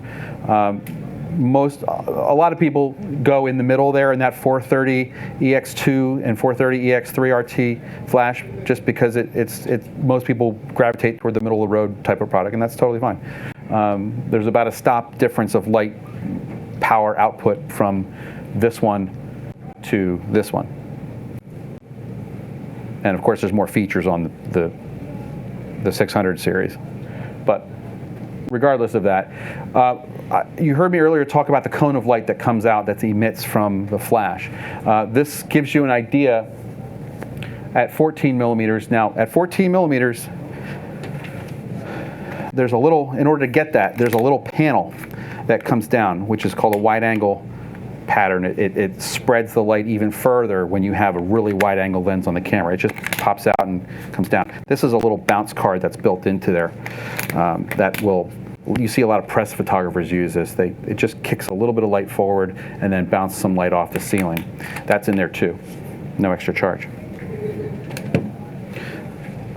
So that's 14 millimeters. Now watch as we go to 28, and you're going to start seeing as we go into 50 millimeters and then now 200 millimeters, that cone of light is narrowing. So if you're using a lens like an 18 to 200 or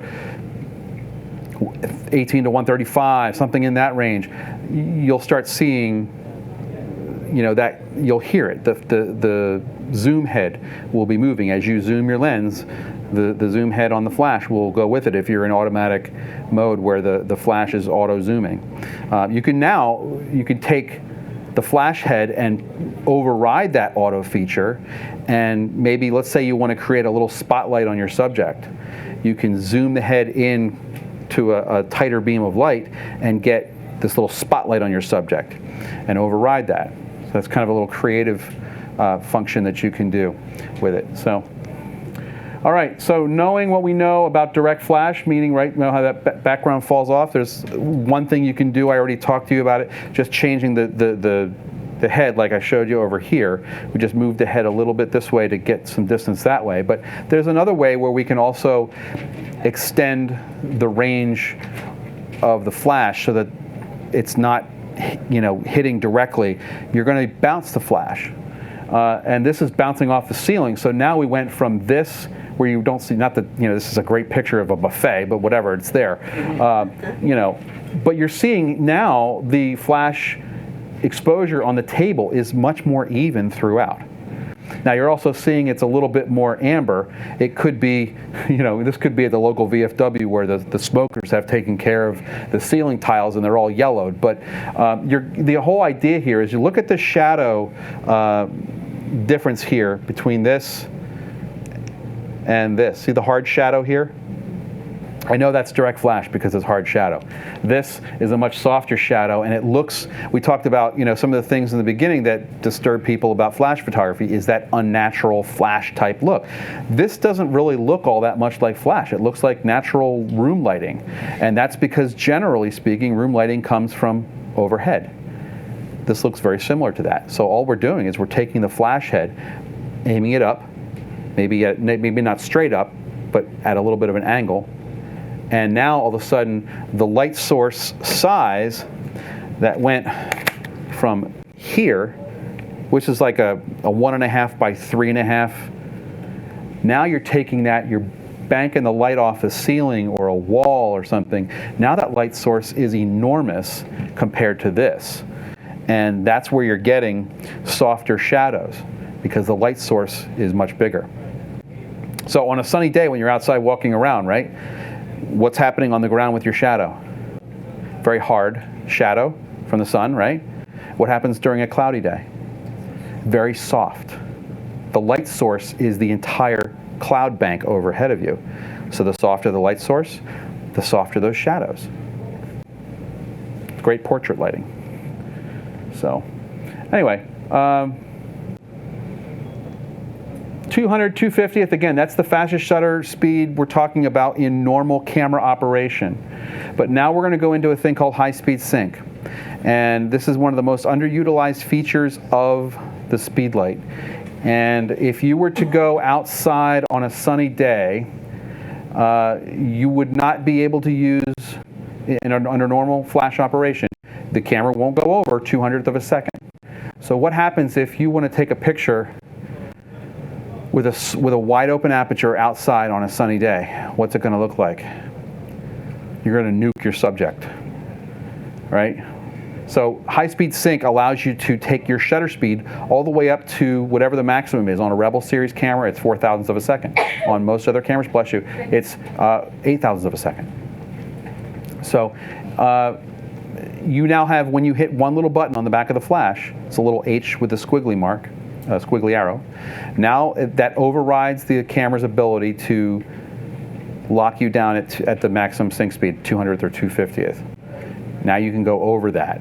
Now the mechanics of it, I'm not going to get deep in the mechanics because it's kind of something that you'll forget in 5 minutes and you don't need to know. It's not worth. Some of the geeks out there will want to know about it, like me, and I have to understand the mechanics of how it works. But the one thing you need to know about high-speed sync is that it diminishes the power by a fair amount on your flash. So you need to work fairly close to your subject when you use high-speed sync. So, but it works in normally. Like if you just have the camera on the flash on camera, it's going to behave. You're still working in ETTL. And you could also do high-speed sync in manual mode if you want.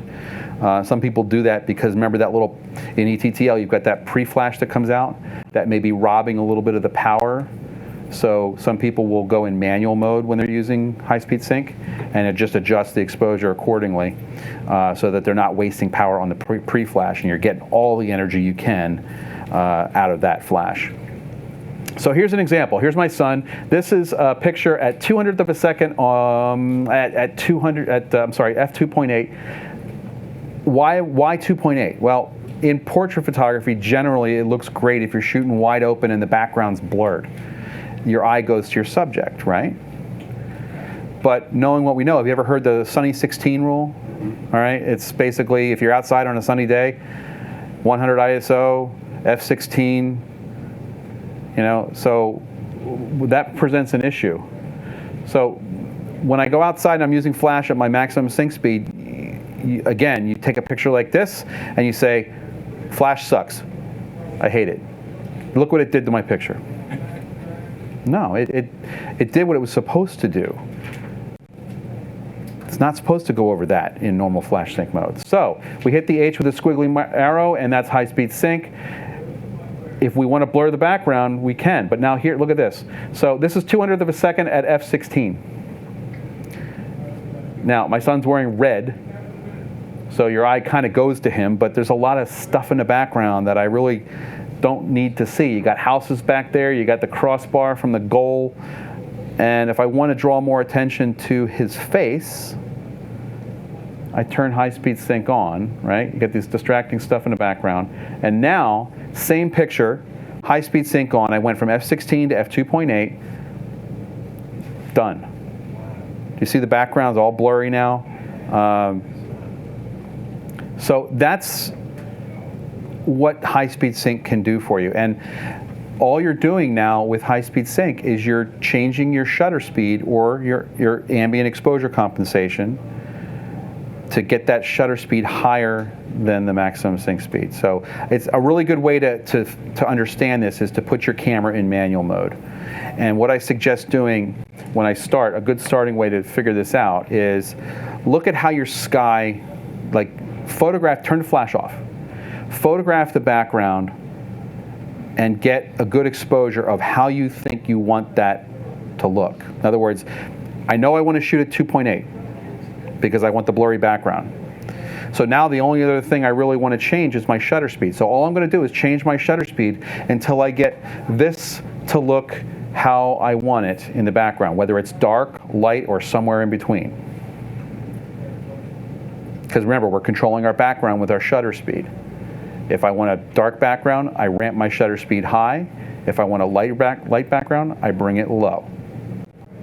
But there's a balance in there. Find what you're comfortable with as far as where the exposure should be, and set it. Now just turn your flash on, hit the high-speed sync button, and take the picture. Now, chances are, if you're just at even flash exposure compensation, there could be a possibility of underexposing your subject, because remember, it robs a lot of power from the flash. So use the flash exposure compensation and ramp it up. Now you're getting more light locally on your subject here, but the background's not changing. Does that make sense? So this works really well when you're outside on a sunny day and that background, maybe you say, look, I'm shooting at f16 or whatever, and the background looks great at f16. I can see all the blue sky and everything, but as soon as I go down to like f8 or 5.6, the subject looks fine still, but I'm getting a lot of washed out background. So that's where high-speed sync comes in. Ramp the shutter up to maybe 2,000ths of a second, 4,000ths of a second, and that background will get darker. Now, you're also, the one thing with high-speed sync, normally with flash use, shutter has nothing to do with flash. In high-speed sync, that changes a little bit. The more you ramp your shutter up, the more power gets robbed from the flash unit. Only in high-speed sync. So there's no need to go up to 8,000ths of a second right off the bat. Start a little lower and see what's comfortable. But this is how you, remember, go home and practice this. Just set your kit up or whatever, and go through the shutter speeds from 8,000ths all the way down to, 500th or whatever, and see the effect difference. And so next time you will know how to make those changes. You never use high-speed sync indoors. There's not really much of a need to use it indoors. There's always an exception. Again, it depends. If you're shooting, yeah, okay. So the answer generally to your question is no, but there's always a reason not to. So like if I'm taking a picture of a kid inside swinging a bat, all right, the bat speed is going to be blurry, even probably at 2/50th of a second. So in that situation, yeah, I'll probably turn high-speed sync on so I can get my shutter to a point where, in fact, I have an example of him with a bat that I'll show you. All right, so here's another example, 2/50th of a second, and then this is 4,000ths of a second. See, it looks like nighttime now. All right? So there's a happy medium in there. Here's another good example, right? So 800th of a second, 2,000ths of a second, and 4,000ths of a second. So you're just looking at the background. The exposure on her is the same with the flash. So you'd rather change your shutter speed than your aperture? Well, the whole idea was to keep the aperture wide open. All right, now this is a wide angle shot, so you're going to see more detail in the background just because of physics, the way optics are. But if you're using a telephoto lens, that's where that background then can start blurring because of how, just physics of how telephoto lenses work. But the idea here was to show you that on the right or the left here, you've got a sky that's fairly washed out, and the more I ramp that shutter speed up, the more you're starting to see the blue sky in there. So, but now this is going dark. Because you have the same depth of field in all three shots. Right, because the aperture didn't change, just the shutter.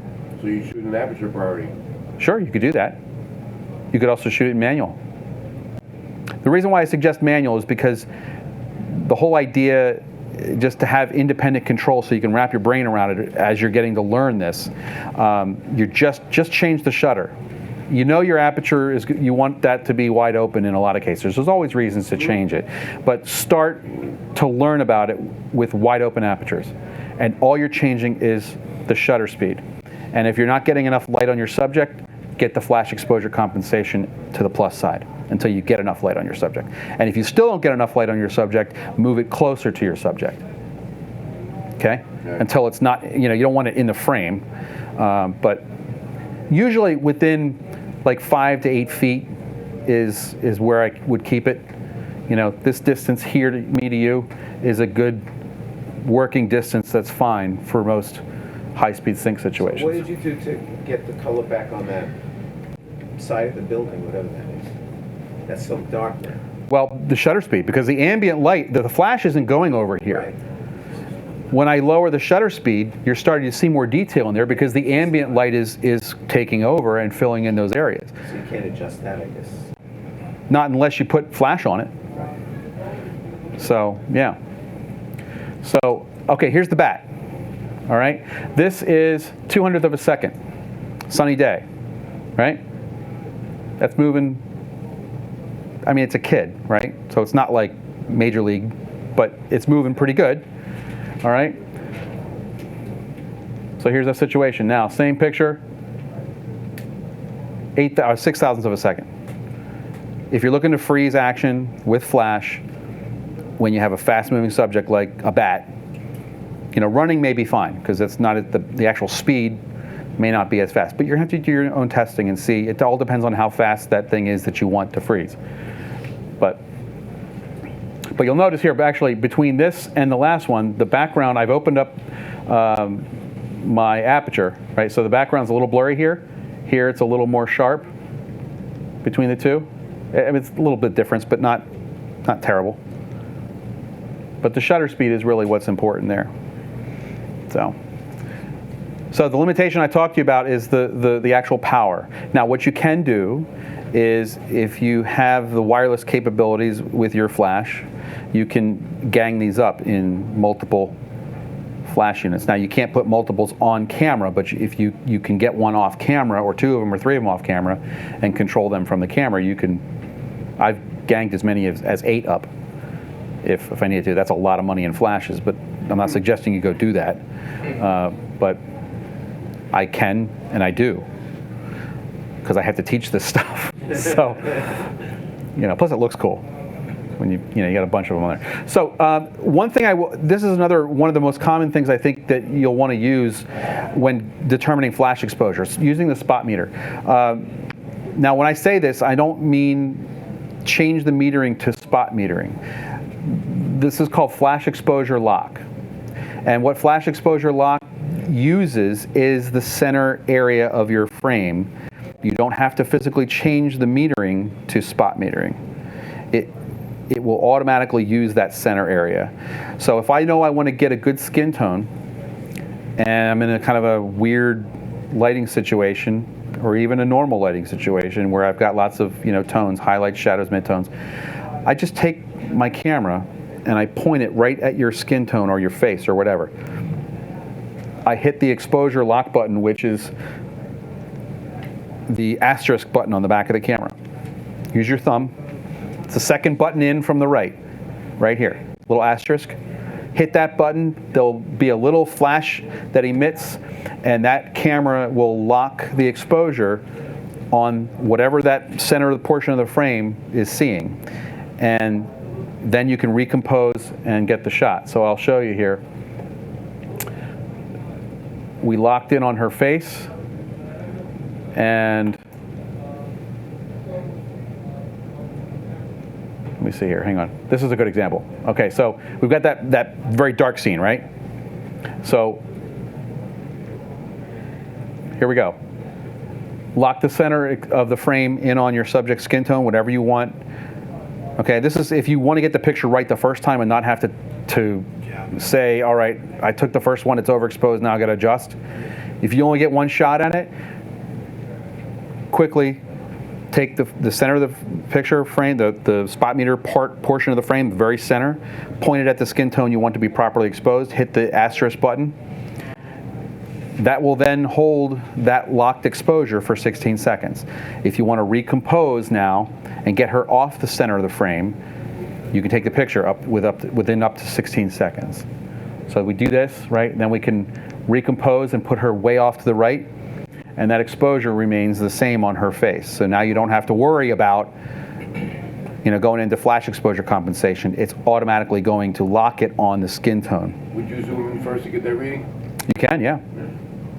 And the focusing stays the same. Focusing is irrelevant with this because focus doesn't have anything to do with exposure. So you could be out of focus and point that at the skin tone and it will still read those tones. It's going to make 80% gray, the face. Well, her skin tone is, I can't remember what part of the world she's from, but she's not Caucasian, she's a little darker, so that's if you were to take her skin tone and match it up with a gray card, it's probably going to be very similar. And so that worked really great. But I do it all the time with Caucasian skin tones, and it works great. African American may cause a little bit of an issue, so if you can find something a little in between there, like I'm wearing an 18% gray shirt, you could bang it right off of this, and that's going to give you good exposure every time. But try it. It like Vince, if I were to photograph you, I would, I'll try the flash exposure lock first on your skin tone, and if it's too bright, I know that the meter is looking at that and saying, it's a little dark, so it gave me more flash power. Nothing wrong with it, but if you go into it knowing that ahead of time, then you'll know how to react. Okay? But you're saying you're pitching, trying to hit a middle tone, like a medium area with the exposure lock to get an overall good exposure. Yeah. Like my pants. Blue jeans are really close. If you were to take your blue jeans and make them black and white, right? The tone reflectivity coming off your jeans is very close to 18% gray. Now, jeans come in different colors, so you have to look at it. It's a little difficult. You have to learn how to kind of see in black and white, which isn't easy. But look, if it doesn't work the first time, you can always, change it. Use your flash exposure compensation. This is just a different way to use it, rather than. So I could adjust this area in manual. Sorry, sir. No problem. I could adjust this area in manual. When I got it good, then I'd go to her face and hit exposure lock. Yep. And that'll hold both areas. No, exposure lock will only hold one area. For the flash. Yep. But it will save my regular setting for the rest of the shot. Yes. Okay, I got you. Yeah. So what's going to happen here is it's looking to set the exposure, the flash output on her face. You could be in manual mode and leave your aperture and shutter speed, all that stuff the same. All right. Remember, if you're in ETTL, that's automatic flash. That is changing all the time without you knowing it. So even if I'm in manual mode, I can come up, take a flash reading, boom, on your face. Now you can't get closer. If I'm moving closer to you to get that flash reading, the flash to subject distance is closer. So I have to take that reading from where I'm going to be at the time I'm taking the picture. You with me? Yes. Okay. Is that on the Rebels?